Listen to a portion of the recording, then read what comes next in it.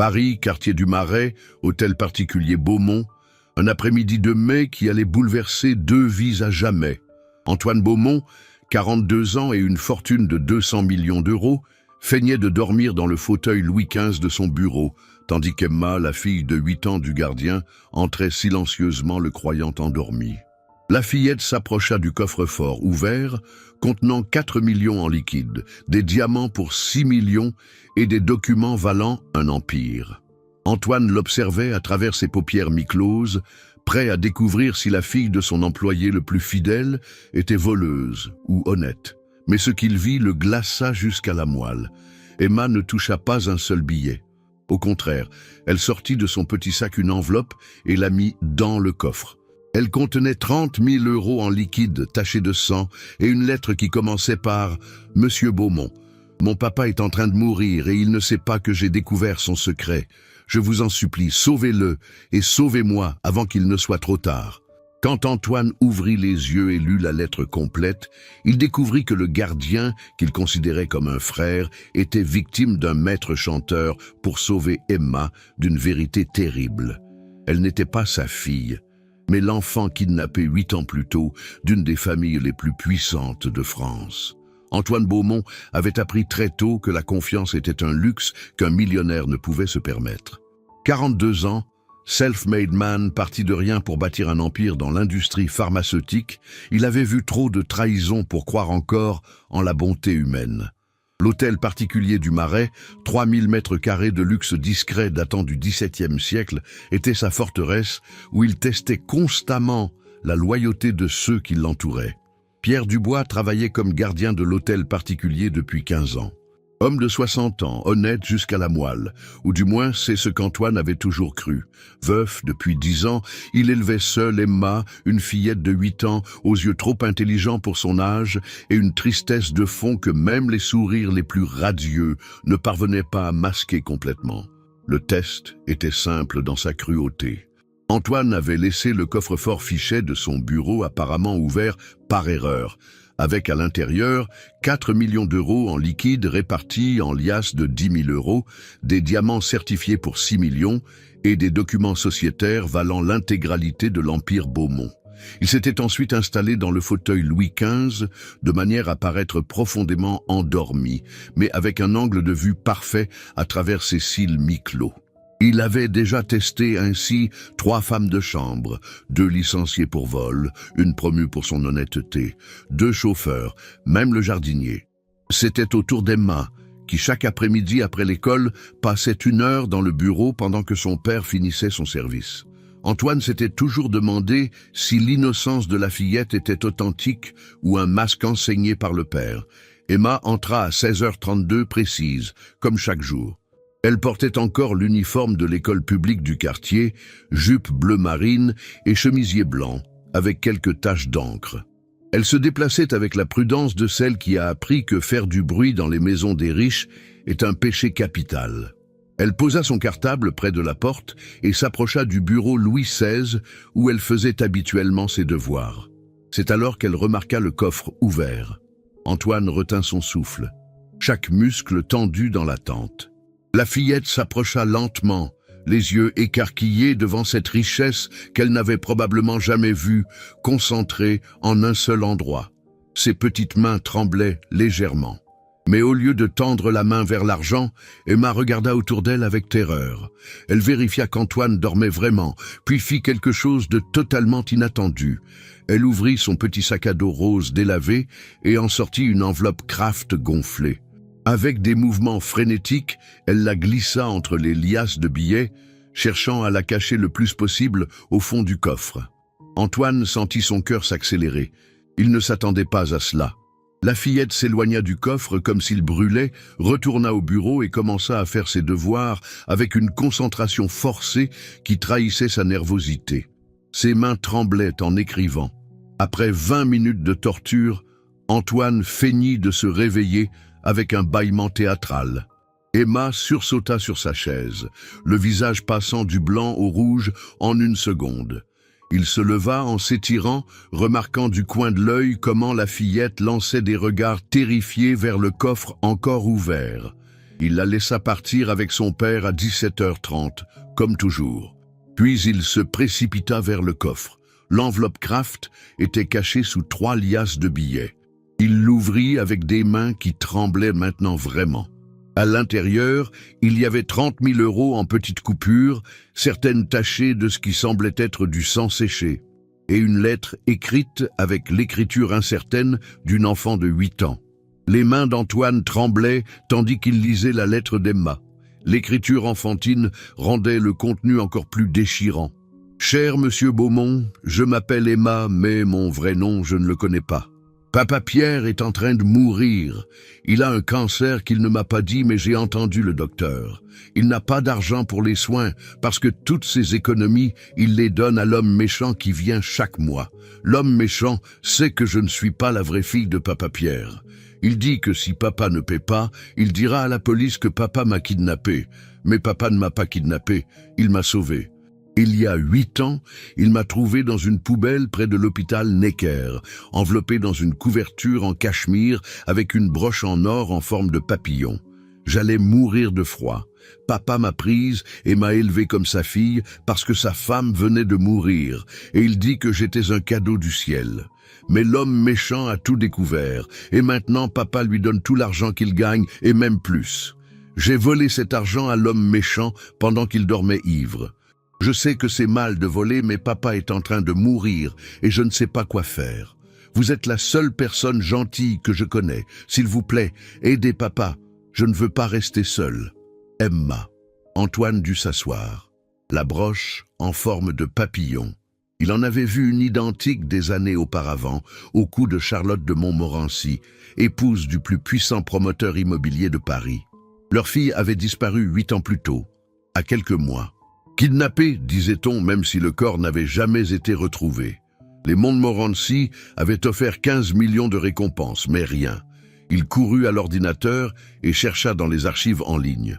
La voici.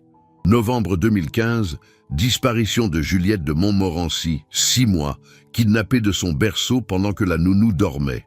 Signe particulier, une tache de naissance en forme de croissant sur le poignet droit. Il regarda les photos de l'enfant disparu et son cœur s'arrêta. Les mêmes yeux verts qu'Emma, la même fossette au menton. Mais pourquoi Pierre n'avait-il pas signalé la découverte? La réponse était dans la lettre. Il venait de perdre sa femme. Il était détruit par la douleur. Un enfant abandonné avait dû vraiment sembler un signe du destin. Et puis, avec le temps qui passait, comment aurait-il pu expliquer 8 ans de silence? Le maître chanteur devait avoir découvert la vérité d'une manière ou d'une autre. Antoine connaissait ce type de vermine. Elles suçaient le sang jusqu'à la dernière goutte, puis détruisaient quand même leurs victimes. Pierre était en train de mourir d'un cancer aggravé par le stress et la malnutrition pour payer le chantage. Emma finirait Dieu sait tout. Antoine prit une décision. Il appela son enquêteur privé le plus fiable, Jacques Moreau, ancien commissaire avec des contacts partout. Il lui donna rendez-vous immédiatement. En attendant, il mit sous surveillance discrète Pierre et Emma. Il devait agir avec prudence. Un faux pas et Pierre comme Emma serait détruit. Le gardien finirait en prison pour enlèvement, Emma dans un traumatisme dont elle ne se remettrait jamais. Cette nuit-là, Antoine ne dormit pas. Il continuait à voir le visage d'Emma, cachant cet argent taché de sang dans son coffre, le geste désespéré d'une enfant essayant de sauver le seul père qu'elle ait jamais connu. Et Pierre, l'homme qu'il avait toujours considéré comme le plus honnête du monde, qui se laissait mourir pour protéger une enfant qui n'était même pas la sienne. Jacques Moreau ne mit que 3 jours pour identifier le maître chanteur. Il s'appelait Serge Marchand, repris de justice pour extorsion, vol, trafic de drogue. Mais la découverte la plus choquante était autre. Marchand avait été le chauffeur des Montmorency 8 ans auparavant. Licencié quelques mois avant l'enlèvement pour vol, il avait probablement tout orchestré par vengeance et pour l'argent. Mais quelque chose avait mal tourné. Au lieu de demander une rançon, il avait abandonné l'enfant, peut-être effrayé par l'énorme pression médiatique. Maintenant, par pur hasard, il avait reconnu en Emma l'enfant kidnappé et avait trouvé en Pierre la poule aux œufs d'or, un homme terrorisé qui payait sans poser de questions. Antoine étudia le dossier que Jacques lui avait apporté. Marchand vivait dans un studio minable à Belleville, dépensait tout en alcool et jeux d'argent. Il allait chez Pierre chaque premier du mois récupérer 5 000 €, tout ce que le pauvre gardien parvenait à rassembler entre salaire, emprunt et petits vols, qu'Emma faisait pour l'aider sans qu'il le sache. Le plan d'Antoine était risqué mais nécessaire. Il devait neutraliser Marchand, sauver Pierre des accusations d'enlèvement et surtout protéger Emma du traumatisme de découvrir la vérité. Mais il y avait un problème, les Montmorency. Charlotte de Montmorency était connue pour son impitoyabilité dans les affaires et dans la vie. Si elle découvrait que sa fille avait été élevée pendant 8 ans par un gardien, elle détruirait Pierre sans pitié. Le soir du 31 mai, Antoine mit son plan à exécution. Il savait que Marchand irait chez Pierre le lendemain pour l'encaissement mensuel. Il fit suivre le maître chanteur et découvrit que la veille des encaissements, il se saoulait toujours dans le même bar de Belleville. Jacques et 2 de ses hommes l'attendaient. Pendant ce temps, Antoine convoqua Pierre dans son bureau. L'homme entra en traînant les pieds, l'ombre de ce qu'il avait été. Le cancer et le stress l'avaient réduit à un squelette ambulant. Quand il vit le coffre ouvert et l'enveloppe Kraft sur le bureau, ses jambes cédèrent. Antoine le fit asseoir, lui versa un cognac Hennessy que Pierre but avec des mains tremblantes. Puis, calmement, il lui raconta tout ce qu'il savait. Pierre s'effondra, pleurant comme il n'avait jamais pleuré, même quand sa femme était morte. Il raconta sa version. Cette nuit de novembre, rentrant du service de nuit à l'hôpital où il travaillait avant, il avait entendu des pleurs. L'enfant était dans la poubelle, déjà bleu de froid. Il l'avait prise par instinct, l'avait réchauffée, sauvée. Il voulait l'amener à la police le lendemain, il le jurait. Mais quand il était rentré chez lui, avec cette petite vie dans les bras, dans la maison vide où flottait encore le parfum de sa femme morte depuis une semaine, quelque chose s'était brisé et recomposé en lui. C'était un signe, ça devait l'être. Marie, sa femme, lui avait envoyé un ange pour ne pas le laisser mourir de douleur. Les jours étaient devenus des semaines, les semaines des mois. Il avait falsifié les documents, la faisant passer pour la fille d'une cousine décédée. Puis Emma avait commencé à l'appeler papa, et le destin était scellé. Il ne pouvait plus la perdre. Elle était devenue sa raison de vivre. Elle l'avait sauvé du gouffre de la dépression. Pendant que Pierre confessait, Jacques appela. Marchand avait été arrêté avec des preuves accablantes. Enregistrement des extorsions, photos pendant qu'il récupérait l'argent, témoignages. Mais il avait avoué quelque chose d'encore plus stupéfiant. Ce n'était pas lui qui avait kidnappé Juliette de Montmorency. Il l'avait trouvée déjà dans la poubelle cette nuit-là, mise là par quelqu'un d'autre. Il avait vu Pierre la prendre et avait attendu 8 ans pour exploiter l'information. Mais qui avait abandonné l'enfant? Antoine commença à fouiller dans la vie des Montmorency. Ce qu'il découvrit le laissa sans voix. Charlotte de Montmorency avait une liaison extra-conjugale depuis des années. Tu aimes cette histoire, ma quoi? Laisse un petit like et abonne-toi à la chaîne. Maintenant, reprenons la vidéo. Le vrai père de Juliette n'était pas son mari mais son amant. Quand le mari avait commencé à soupçonner et avait exigé un test de paternité, Charlotte avait mis en scène l'enlèvement. Les preuves étaient dans les relevés bancaires. Un paiement de 150 000 € à un criminel roumain la veille de l'enlèvement. L'homme avait été retrouvé mort une semaine plus tard dans un règlement de compte, emportant le secret dans sa tombe. Charlotte avait fait abandonner l'enfant pensant la récupérer après quelques jours, quand le mari serait convaincu de l'enlèvement. Mais Pierre l'avait trouvé avant. Antoine avait maintenant une arme nucléaire. Il convoqua les Montmorency sous un prétexte commercial. Quand ils arrivèrent à l'hôtel particulier, il les fit installer dans le bureau. Puis, sans préambule, il mit sur la table les preuves. Le visage de Charlotte passa de l'arrogant au terrifié en une seconde. Le mari, Charles de Montmorency, semblait vieillir de 10 ans en réalisant la vérité. Antoine proposa un accord. Les Montmorency reconnaîtraient avoir retrouvé leur fille élevée avec amour par une famille adoptive qui l'avait sauvée. Aucune accusation contre Pierre, qui serait présenté comme un héros. En échange, le silence total sur les vraies responsabilités. Emma pourrait choisir si et quand connaître les parents biologiques, mais Pierre resterait son père légal. Charlotte voulait refuser, mais Charles, détruit par la découverte de la trahison et de la tromperie, accepta. Il alla même plus loin. Il établit un fonds de 7 millions pour les soins de Pierre et un trust pour Emma. Il voulait que l'enfant innocente ait tout, sauf une mère, qu'il avait jetée comme une ordure. Les soins pour Pierre commencèrent immédiatement à l'Institut Gustave Roussy, le meilleur centre oncologique de France. Le cancer était avancé, mais pas encore terminal. Avec les bonnes thérapies et sans le stress du chantage, les médecins donnaient de bons espoirs. Antoine paya tout de sa poche, refusant l'argent des Montmorency qu'il considérait comme sale. Le problème maintenant était Emma. L'enfant devait savoir quelque chose, mais combien ? Antoine, Pierre et un psychologue pour enfants décidèrent d'une vérité partielle. Emma saurait qu'elle avait été adoptée, sauvée par Pierre, qui l'avait trouvée abandonnée, mais rien sur les Montmorency tant qu'elle ne serait pas plus grande. La conversation eut lieu un dimanche de juin dans le jardin de l'hôtel particulier. Pierre, déjà amélioré après les premiers soins, tenait la main d'Emma pendant qu'il lui racontait la vérité édulcorée. La fillette écouta en silence, ses yeux verts devenant de plus en plus grands. Quand Pierre finit, terrorisé qu'elle le rejette, Emma fit quelque chose d'inattendu.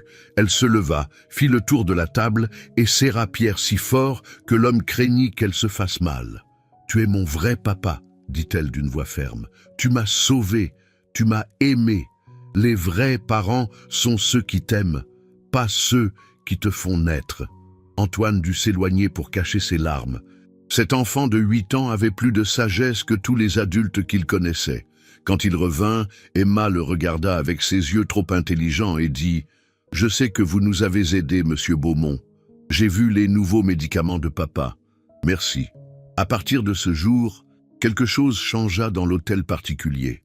Emma continuait à venir chaque après-midi, mais maintenant c'était différent. Antoine commença à l'aider avec ses devoirs, découvrant un esprit brillant que l'école publique ne valorisait pas assez. Pierre, de plus en plus fort, travaillait avec une énergie renouvelée, reconnaissant au-delà de toute mesure. Un soir, alors qu'Emma dessinait et que Pierre finissait son service, Antoine prit une décision. Il appela son avocat et commença les démarches pour établir une bourse d'études complète pour Emma dans les meilleures écoles de Paris. Mais il y avait plus. Il envisageait aussi d'adopter légalement Emma et Pierre. Ils n'avaient pas de famille, ils étaient devenus la sienne. Les Montmorency restèrent dans l'ombre, respectant l'accord. Charles avait demandé le divorce à Charlotte et s'était installé à Londres. Charlotte vivait dans sa prison dorée, sachant que sa fille était vivante mais inaccessible, punition parfaite pour une mère qui avait choisi l'apparence sur la substance. 1 an plus tard, l'hôtel particulier Beaumont était méconnaissable. Pas dans son apparence, toujours élégante et luxueuse, mais dans son atmosphère.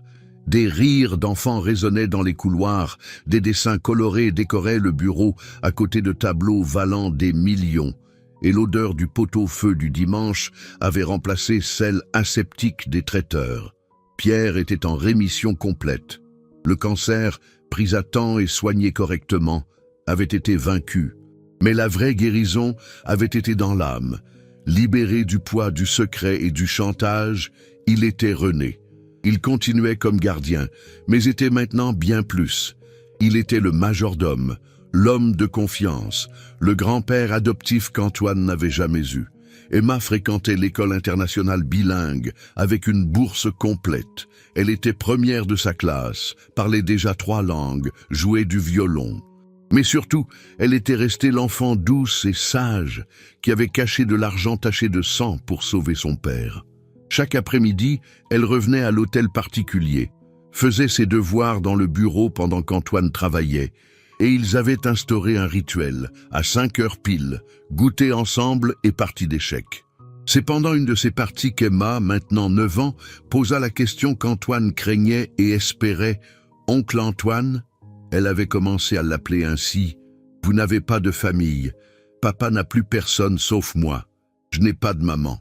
Pourquoi on ne devient pas une vraie famille ?»